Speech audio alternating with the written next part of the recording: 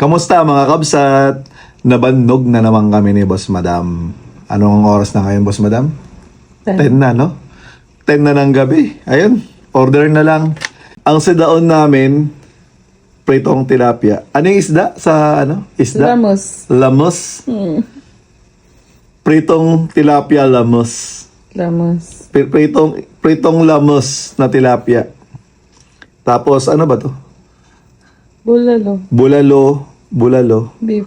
Tapos beef. Tapos ito, ewan ko ba bakit favorite niya talaga to?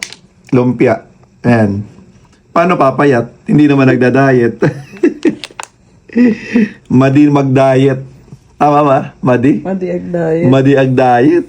Ayan. Ang lulusog.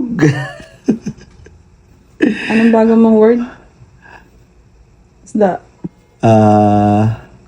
Sidaon yung ulam eh. Ano nga? Lamos. Lamos. Nakalimutan ko agad.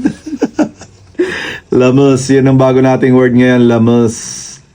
Spelling nun, L-A-M-U-S. E. Lamos. Lamos.